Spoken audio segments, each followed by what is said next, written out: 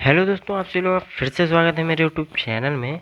तो हम सभी लोगों ने कल थोड़ा सा भूगोल के बारे में जाना था कि भूगोल का आखिरकार ये सब किसने क्या बताया कि भूगोल के बारे में हम सभी लोगों को पढ़ना पड़ रहा है। और सौरमंडल के बारे में थोड़ा सा हम सभी लोगों ने सूर्य के बारे में, सूर्य ग्रह के बारे में जान लिया था। अब बाकी के भी बारे में जानते हैं, पर उससे पहले सौरमंडल के पिंड थोड़े से जो कल छोड़ दिया था हमने पढ़ने के लिए, वो पढ़ लेते हैं। सबसे पहले अंतर्राष्ट्रीय खगोल शास्त्री संघ का की प्राग सम्मेलन 2006 के अनुसार सौरमंडल में मौजूद पिंडों को निम्नलिखित 3 श्रेणियों में बांटा गया है। एक है परंपरागत ग्रह, दूसरा है बौने ग्रह, तीसरा है लघु सौरमंडलीय पिंड। ठीक है, परंपरागत ग्रह में कौन कौन से हैं? बुध, शुक्र, पृथ्वी, मंगल, बृहस्पति, शनि, अरुण एवं वरुण। ये 9 ग्रह, 3 3 6 2 8, हाँ 8 ही होंगे, एक सूर्य वो अलग है। और बौने ग्रह में प्लूटो, चेरान, सेरस 2003 यूवी 313। और लघु सौरमंडलीय पिंड में धूमकेतु उपग्रह व अन्य छोटे खगोलीय पिंड। ठीक है, अब पहले हम सभी लोग जानते हैं ग्रह क्या चीज़ है। ग्रह वे खगोलीय पिंड हैं जो निम्न शर्तों को पूरा करते हों: जो सूर्य के चारों ओर परिक्रमा करते हों, उसमें पर्याप्त गुरुत्वाकर्षण बल हो, या जिससे वह गोल स्वरूप ग्रहण कर सके, उसके आसपास का क्षेत्र साफ हो, यानी उसके आसपास अन्य खगोलीय पिंडों की भीड़ भाड़ न हो। ग्रहों की उपयुक्त परिभाषा INU की प्राग सम्मेलन अगस्त 2006 में तय की गई। ग्रह की इस परिभाषा के आधार पर यम को श्रेणी ग्रह के श्रेणी से निकाल दिया गया। फलस्वरूप ये देखिए, ये पहले इसको शामिल किया गया था ग्रह में, प्लूटो को, यम को, फिर इसको निकाल दिया गया। कब निकाल दिया गया? 2006। हाँ, इसको डेट नहीं दी गई है कि कब निकाला। फलस्वरूप परंपरागत ग्रहों की संख्या 9 से घटकर 8 रह गई। हाँ, ये देखिए 8 थी पहले, वही बोला ना मैं, अब 8 ही रह गए। यम को बौने ग्रह की श्रेणी में रख दिया गया। ग्रहों को 2 भागों में विभाजित किया जा सकता है: पार्थिव या आंतरिक ग्रह और दूसरा है बृहस्पति या ब्रह्म ग्रह।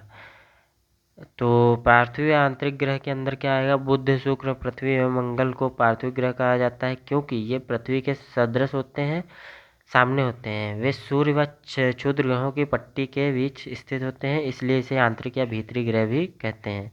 ये सूर्य के निकट हैं, ये चट्टानों से बने हैं। और दूसरा है बृहस्पति ग्रह। बृहस्पति, शनि, अरुण व वरुण, ये चारों ग्रह को बृहस्पति ग्रह कहते हैं। ठीक है, वे सूर्य से बहुत दूर होते हैं तथा बहुत बड़े आकार के हैं। ये गैस और तरल पदार्थों से बने हुए हैं। और मंगल, बुध, बृहस्पति, शुक्र एवं शनि, इन 5 ग्रहों को नंगी आंखों से देखा जा सकता है। जैसे टेलीस्कोप वगैरह आपके यहाँ पे हो तो आप सभी लोग इसको देख सकते हैं अच्छे तरीके से। आकार के अनुसार ग्रहों का क्रम घटते क्रम में बृहस्पति सबसे बड़ा है, उससे छोटा शनि है, उससे छोटा अरुण है, वरुण उससे छोटा है, पृथ्वी उससे छोटा, शुक्र उससे छोटा, मंगल उससे छोटा, बुध सबसे छोटा, अर्थात सबसे बड़ा ग्रह बृहस्पति एवं सबसे छोटा ग्रह बुध है।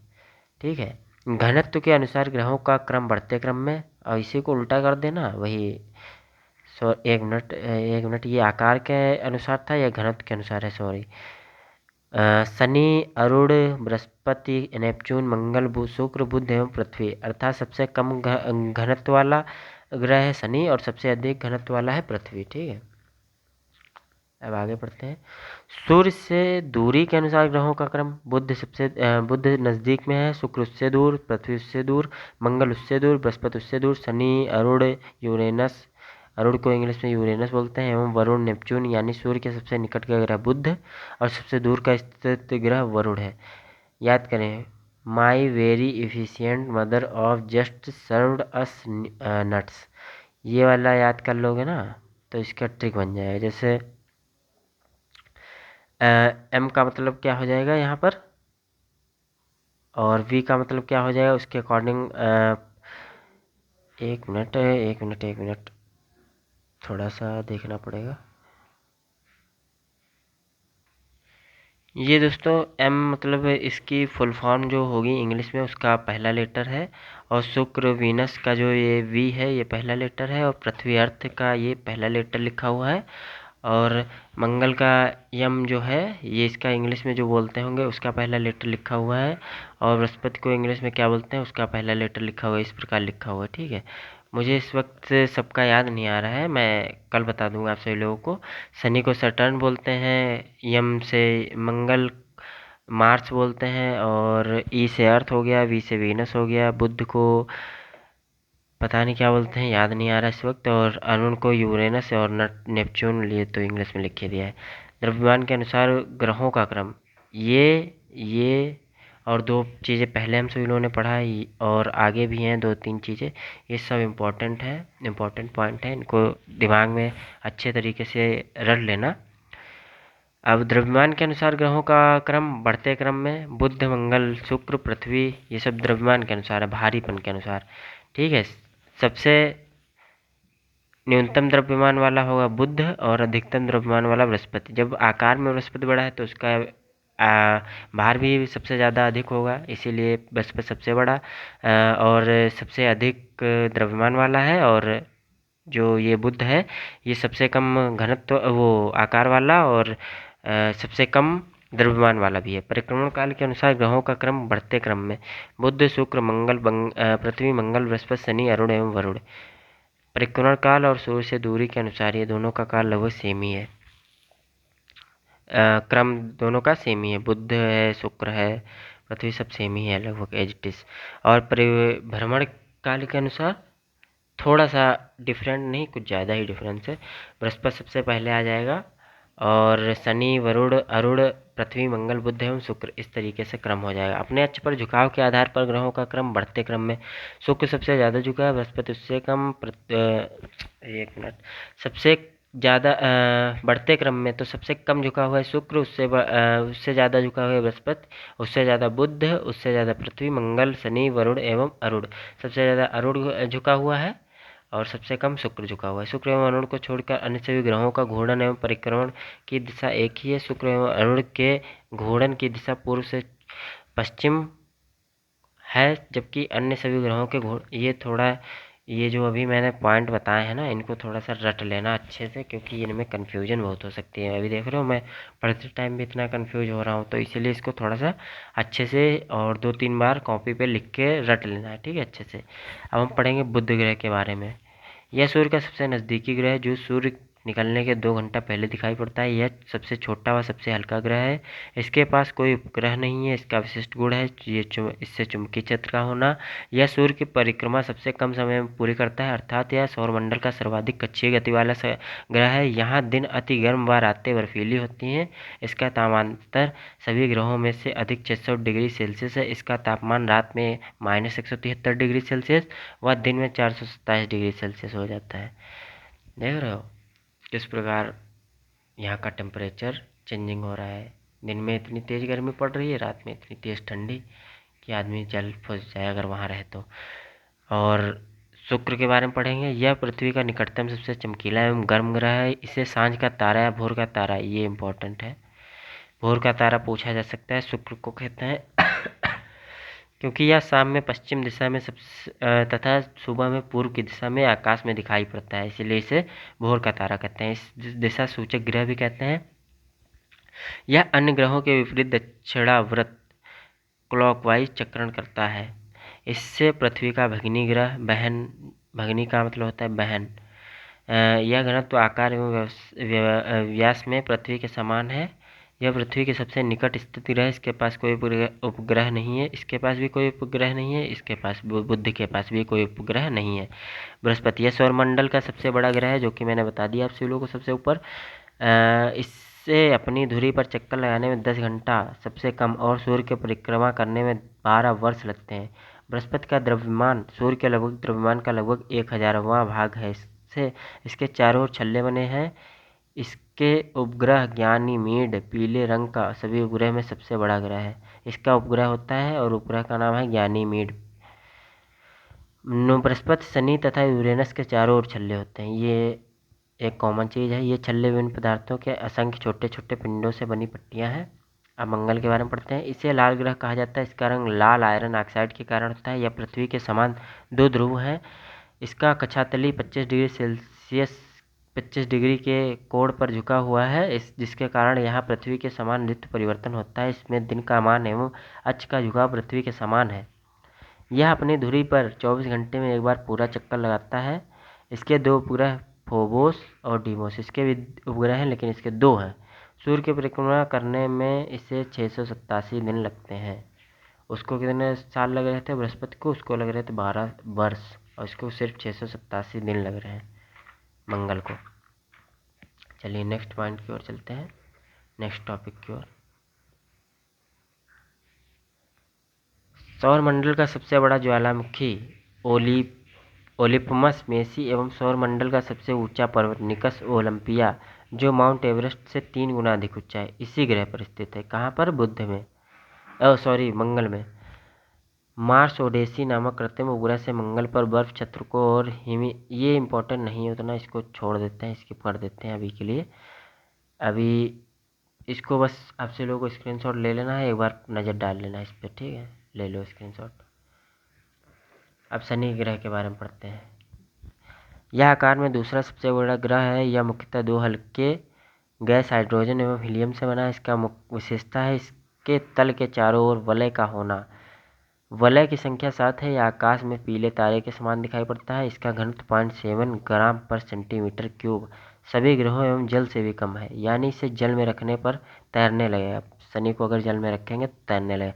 शनि का सबसे बड़ा उपग्रह टाइटन है, टाइटन, जो सौरमंडल का दूसरा सबसे बड़ा ग्रह है। सौरमंडल का दूसरा सबसे बड़ा ग्रह पूछा जाए तो क्या बताना है?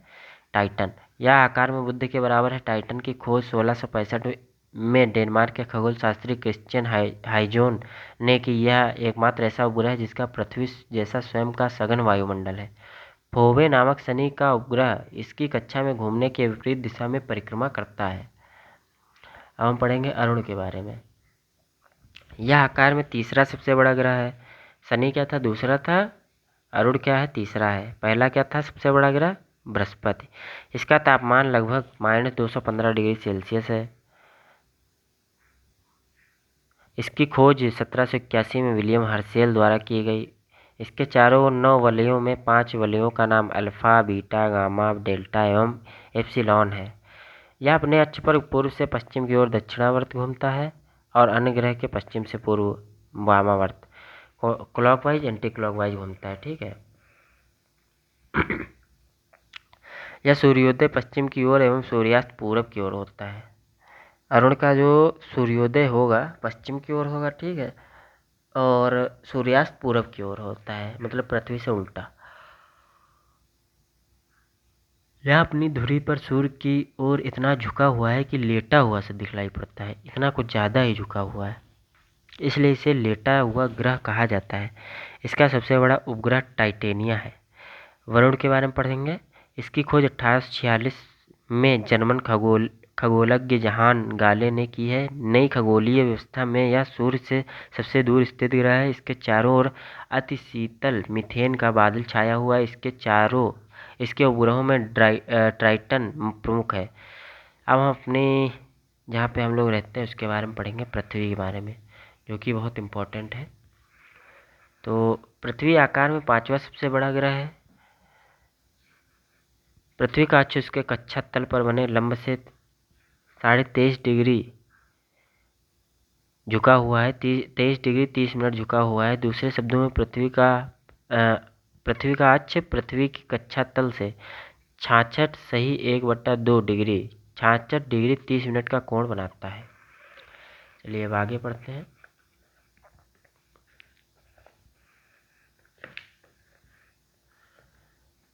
पृथ्वी के कक्षा तल पर लंब, ये देख सकते हो, ये पृथ्वी, एक सेकंड, ये है पृथ्वी के अक्ष का झुकाव और उसका कक्षा तल, ठीक है, जिसमें कि ये है विषुवत रेखा, ये है कर्क वृत्त। इसको स्किप करते हैं यार, थोड़ा इसको बाद में पढ़ेंगे, ठीक है? इसको समझने वाली चीज़, इसको बाद में समझाएंगे। ग्लोब पर वह वृत्त जो दिन तथा रात को विभाजित करता है उसे प्रदीप्ति वृत्त कहते हैं। मानचित्र एवं ग्लोब पर पाई जाने वाली प्रतिच्छेदन रेखाओं को भौगोलिक रेखा जाल कहते हैं। यह सौरमंडल का एकमात्र ग्रह है जिस पर जीवन है। इसका घनत्व सभी ग्रहों में से सबसे अधिक 5.5 ग्राम पर सेंटीमीटर क्यूब है। इसका एकमात्र उपग्रह चंद्रमा और औसत व्यास 12,742 किलोमीटर है। इसकी गणना सर्वप्रथम इरेटोस्थनीज ने की। इसका विषुवतीय व्यास 12,756 किलोमीटर और ध्रुवीय व्यास 12,713.6 किलोमीटर है। दोनों व्यासों का अंतर 13 किलोमीटर है। इनकी औसत त्रिज्या 6,371 किलोमीटर है। पृथ्वी की आयु लगभग 4.6 अरब वर्ष है और इस पर जीवन लगभग 3 अरब 80 लाख वर्ष पहले आरंभ हुआ। सूर्य से पृथ्वी की दूरी 149.6 मिलियन किलोमीटर है। यह अपने अक्ष पर पश्चिम से पूर्व 1,610 किलोमीटर प्रति घंटा की चाल से 23 घंटे 56 मिनट और 4 सेकंड में एक पूरा चक्कर लगाती है। पृथ्वी की इस गति को घूर्णन या दैनिक गति कहते हैं। इस गति से दिन और रात होते हैं। ठीक है, 23 घंटे 56 मिनट और 4 सेकंड में एक पूरा चक्कर लगाती है। ये अब आप सभी लोग सोच रहे हो 24 घंटा क्यों नहीं चक्कर लगाती है भाई, और समय तो 24। यही सब चीज़ें जोड़ के फरवरी में 1-2 दिन फालतू बैठता है, इन्हीं सेकंडों की वजह से बैठता है जाके। चलो स्किप करते हैं, ये स्किप बता रहा हूँ, स्किप क्या पढ़ तो दिया, अब आगे बढ़ते हैं। पृथ्वी की सूर्य की एक परिक्रमा पूरी करने में 365 दिन 5 घंटे 48 मिनट 46 सेकंड लगभग 365 दिन 6 घंटे का समय लगता है। इस समयावधि के दौरान परिक्रमा पूरी करने में पृथ्वी का माध्य वेग लगभग 30 किलोमीटर प्रति सेकंड 30.8 किलोमीटर प्रति सेकंड होता है। सूर्य के चतुर्दिक पृथ्वी के इस परिक्रमा को पृथ्वी की वार्षिक गति तथा परिक्रमण कहते हैं। पृथ्वी एक मिनट, हाँ,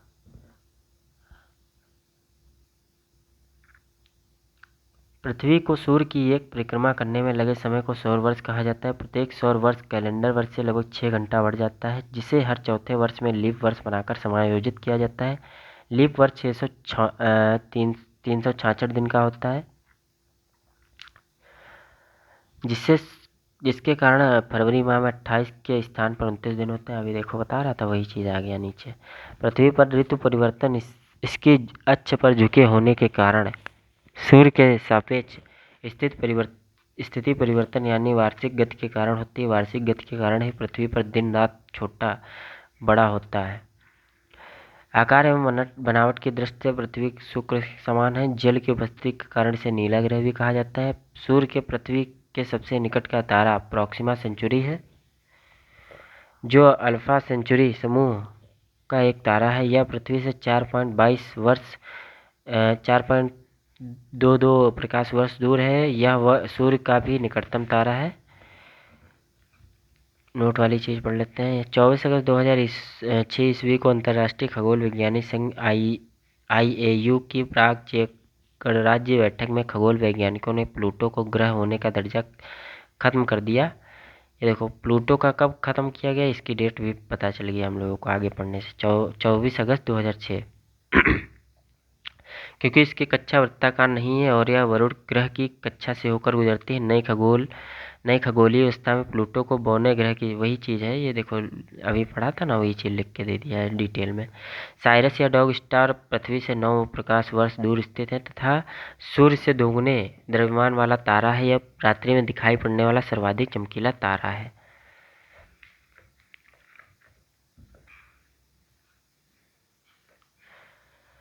चंद्रमा की सतह और उसकी आंतरिक स्थिति का अध्ययन करने वाला विज्ञान से थोड़ा मम्मी आ गई थी दवा खाने के लिए बोल रही थी, इसीलिए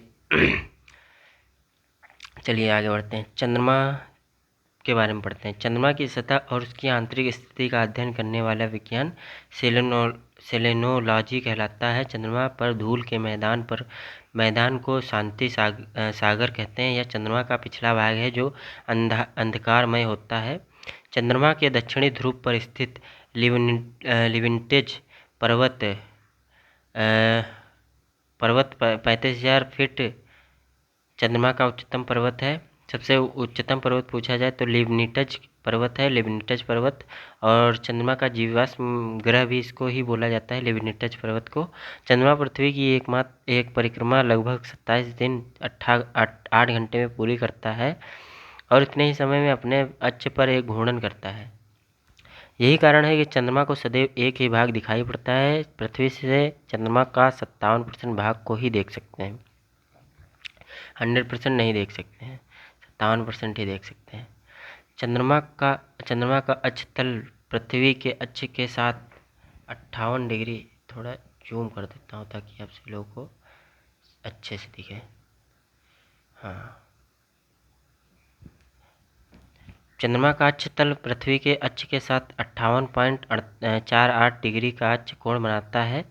पर चंद्रमा पृथ्वी के अक्ष के लगभग समानांतर है। इसका परिक्रमण पथ भी दीर्घवृत्ताकार है। चंद्रमा का व्यास 3480 किलोमीटर तथा द्रव्यमान पृथ्वी के द्रव्यमान का लगभग 1/81वां भाग है।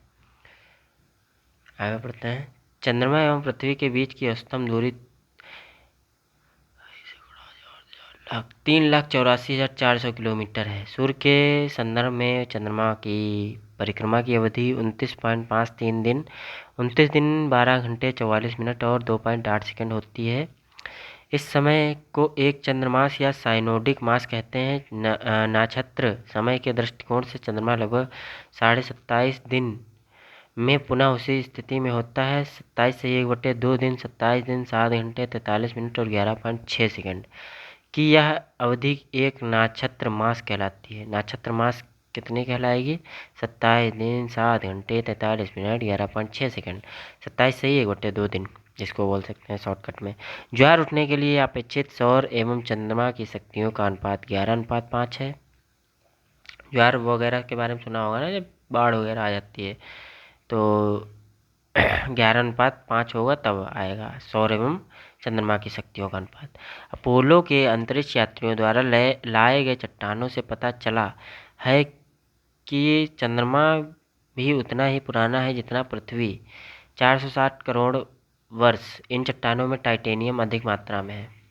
नीचे लघु सौर अब नीचे से हम थोड़ा बढ़ेंगे, ये अभी पढ़ेंगे इसको भी, सौर परिवार की सारणी को। लेकिन उससे पहले लघु सौर मंडलीय पिंड पढ़ लेते हैं। क्षुद्र ग्रह, इसके अंदर क्षुद्र ग्रह आता है जिसको पढ़ लेते हैं पहले। एस्टेरॉइड्स को मंगल एवं बृहस्पति ग्रह की कक्षाओं के बीच कुछ छोटे छोटे आकाशीय पिंड हैं जो सूर्य की परिक्रमा कर रहे हैं, उसे क्षुद्र ग्रह कहते हैं। खगोल शास्त्रियों के अनुसार ग्रहों के विस्फोट के फलस्वरूप टूटे टुकड़ों से क्षुद्र ग्रह का निर्माण हुआ है।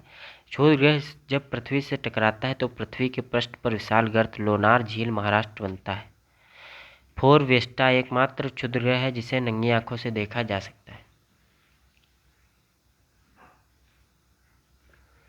सुपर मून, जब चंद्रमा पृथ्वी के सबसे निकट होता है तो उस स्थिति को सुपर मून कहते हैं। इसे पेरिजी फुल मून भी कहते हैं। इसमें चांद 14% ज़्यादा बड़ा तथा 30% अधिक चमकीला दिखाई पड़ता है। नोट, सुपर मून शब्द वर्ष 1979 में ज्योतिषी रिचर्ड नोल द्वारा किया गया था। ब्लू मून, एक कैलेंडर माह में 2 पूर्णिमाएं हों तथा दूसरी पूर्णिमा का चांद ब्लू मून कहलाता है। इसका मुख्य कारण 2 पूर्णिमाओं के बीच अंतराल 31 दिनों से कम होना है। ऐसा 2-3 साल पर होता है। अगस्त 2012 में 2 पूर्णिमा 2 व 31 अगस्त को देखे गए हैं। इनमें से 31 अगस्त के पूर्णिमा को ब्लू मून कहा गया है। जब किसी वर्ष विशेष में 2 या अधिक माह ब्लू मून के होते हैं, मून ईयर कहा जाता है। वर्ष 2018 को मून ईयर कहा गया था। वर्ष 2018 में पहला ब्लू मून 31 जनवरी और दूसरा ब्लू मून 31 मार्च को हुआ था। सब इम्पोर्टेंट चीज़ें हैं, इसको समझ के रट लेना है। सी ऑफ ट्रैंक्विलिटी, चंद्रमा पर वह स्थान है जहां अमेरिका का अंतरिक्ष यान अपोलो 11 उतारा, और शिव शक्ति चंद्रमा के दक्षिण ध्रुव पर वह स्थान है जहां पर भारत का चंद्रयान 3 के लैंडर विक्रम को उतारा था। अब मौन्य ग्रह क्या होते हैं वो पढ़ लेते हैं। मौन्य ग्रह, यम आईएयू ने इसका नया नाम 1,34,340 रखा है। क्लाड टामवो ने 1930 में इसकी खोज की थी। अगस्त 2006 ईस्वी में आईएयू की प्राग सम्मेलन में ग्रह कहलाने के मापदंड पर खरे नहीं उतरने के कारण यम को ग्रह की श्रेणी से अलग कर बौने ग्रह की श्रेणी में रखा गया। यम को ग्रह की श्रेणी में से निकाले जाने का कारण आकार, चंद्रमा से छोटा होना, इसकी वृक्ष का वृत्ताकार नहीं होना, वरुण की कक्षा को काटना। सेरस, इसकी खोज इटली के खगोल शास्त्री पियाजी ने किया था। आईएयू की नई परिभाषा के अनुसार इस बौने ग्रह की श्रेणी में रखा गया है। इसे संख्या 1 से जाना जाएगा। इसका व्यास बुध के व्यास का 1/5वां भाग है। अन्य बौने ग्रह चेरान एवं 2003 यूवी 313 इरिस। अब धूमकेतु, ये अभी सारणी में बताऊंगा, ठीक है, सारणी भी बताऊंगा। धूमकेतु बस पढ़ लेते हैं। धूमकेतु सौर मंडल के छोर पर बहुत ही छोटे छोटे अरबों पिंड विद्यमान है जो धूमकेतु या पुच्छल तारे कहलाते हैं। पुच्छल तारे किसे कहते हैं? धूमकेतु। यह गैस एवं धूल का संग्रह है जो आकाश में लंबी चमकदार पूंछ सहित प्रकाश के चमकीले गोले के रूप में दिखाई देते हैं। धूमकेतु केवल तभी दिखाई पड़ता है जब वह सूर्य के की ओर अग्रसर होता है, क्योंकि सूर्य किरणें इसकी गैस को चमकीला बना देती हैं। धूमकेतु की पूंछ हमेशा सूर्य से दूर होता दिखाई देता है। हायले नामक धूमकेतु का परिक्रमण काल 76 वर्ष है। यह अंतिम बार 1986 में दिखाई दिया था। अगली बार यह 2062 में दिखाई देगा। 2062 तक तो लगता है जिंदा रहेंगे या फिर मर जाएंगे। नहीं, जिंदा रहेंगे। चलो बस ये धूमकेतु हमेशा के लिए टिकाऊ नहीं होते हैं, फिर भी प्रत्येक धूमकेतु के लौटने का समय निश्चित होता है। उल्का मेटेओरस, उल्काएं प्रकाश की चमकीली धारी के रूप में दिखते हैं जो आकाश में क्षण भर के लिए दमकती हैं और लुप्त हो जाती हैं। उल्काएं क्षुद्र ग्रहों के टुकड़े व धूमकेतुओं द्वारा पीछे छोड़े गए धूल के कण होते हैं। कई बार आप सभी लोगों ने सुना होगा, अगर उल्का पिंड आके लड़ जाए पृथ्वी में तो पृथ्वी समाप्त हो जाएगी। तो यही है उल्का, समझ रहे हो ना, समझाया अभी, पढ़ाया उल्का के बारे में। अब ये सौर परिवार की सारणी थोड़ा सा हम लोग पढ़ लेते हैं, ठीक है। ये दिख रहा है या फिर नहीं? अब दिखेगा, अब पूरी तरीके से दिख रहा है, ठीक है। इसमें क्या दिया है? ग्रहों का नाम दिया है, उसके औसत घनत्व दिए हैं, व्यास कितना है, ये सब इन्हीं सब से निचोड़ निकाला है जो अभी तक पढ़ा है। परिभ्रमण या घूर्णन काल अपने अक्ष पर, परिक्रमण काल, उपग्रहों की संख्या, ग्रहों का रंग, ये सब पूछा गया है, ये सब लिखा गया है इसकी सारणी में। बुध का औसत घनत्व 5.43, उसका व्यास 4,878 और उसका घूर्णन काल 58.6 दिन और परिक्रमण काल 88 दिन। उपग्रहों की संख्या 0, इसमें एक भी उपग्रह, इसका रंग कैसा पता ही नहीं है।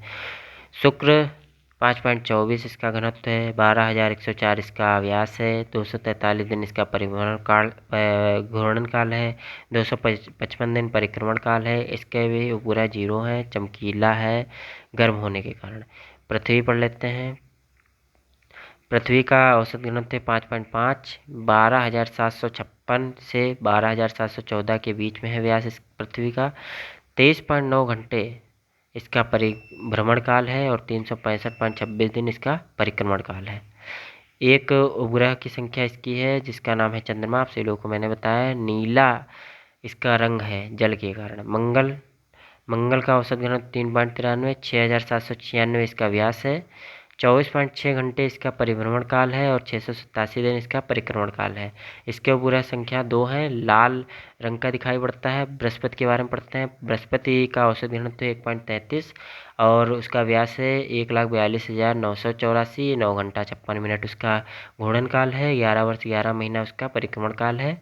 97 उपग्रहों की संख्या है इसकी, पीला दिखता है।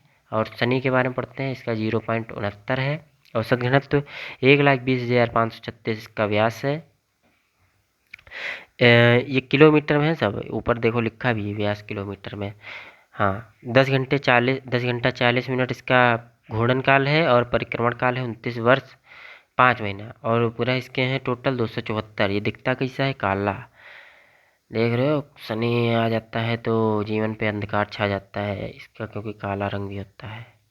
अरुण 1.27 उसका घनत्व होता है, 51,118 उसका व्यास होता है, 17 घंटा 14 मिनट उसका घूर्णन काल, 84 वर्ष हो गया परिक्रमण काल, 28 इसके ग्रह हो गए, हरा रंग का दिखता है। वरुण का औसत घनत्व हो गया 1.64 49,100 किलोमीटर व्यास हो गया, 16 घंटा 7 मिनट उसका घूर्णन काल हो गया, 164.8 वर्ष परिक्रमण काल हो गया।